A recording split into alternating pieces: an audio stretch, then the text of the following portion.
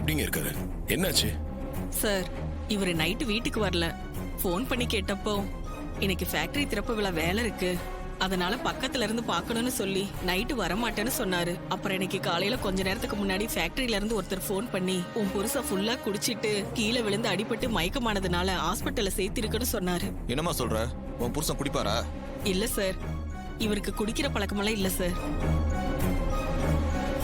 குடிச்செல்லாம் கீழே விழுந்திருக்க மாட்டார் சார். ஆனா என்னாச்சுன்னு தெரியல சார். இவருக்கு மயக்கம் தெளிஞ்சாதான் உண்மையிலேயே என்ன நடந்துச்சுன்னு தெரிஞ்சுக்க முடியும் சார்.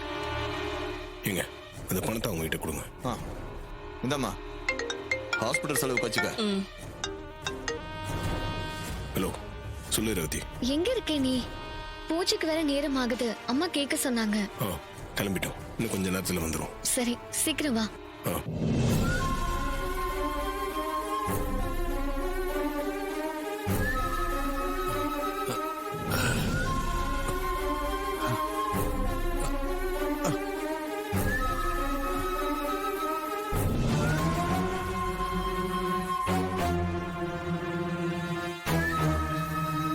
சார்,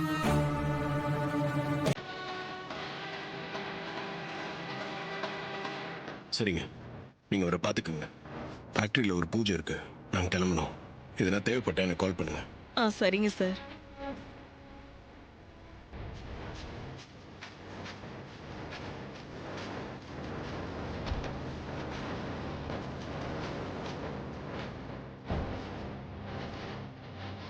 என்னங்க, கண்ணு முழிச்சிட்டீங்களா? உங்களுக்கு என்னாச்சு? எப்படி அடிபட்டுச்சு? அதெல்லாம் அப்புறம் சொல்றேம்மா.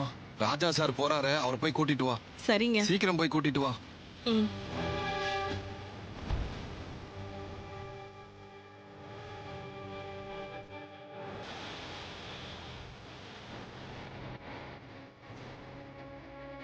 சார் சார் சார், கொஞ்சம் நில்லுங்க. சொல்லுங்க. என் வீட்டுக்காரர் கண்ணு முழிச்சிட்டாரு, உங்களை பார்க்கணும்னு சொல்றாரு சார். கொஞ்சம் வரீங்களா சார்? சகல, நமக்கு பூஜைக்கு வேற நேரம் ஆகுதுப்பா. அங்க எல்லாரும் காத்துட்டு இருப்பாங்க. நாம இப்ப கிளம்பலாம். அப்புறமா வந்து சண்முகத்தை பார்க்கலாம். அம்மா, நாங்க அப்புறம் வரோம். சார், உங்களை அர்ஜென்ட்டா பார்க்கணும்னு சொல்றாரு சார். அதான் சார் ஓடி வந்தேன். ஒரு நிமிஷம் பார்த்துட்டு போயிடுங்க சார். சரி வாங்க. என்னப்பா சகல, இது நேரம் ஆகுதுப்பா. நீ வேற பார்த்துட்டு போலாங்கிற. இல்லைங்க, இது பேசணும்னு கூப்பிடுறாருன்னா இது முக்கியமான விஷயமா இருக்கும்ல, என்னன்னு கேட்டு போயிடலாம். வாங்க. சரிப்பா.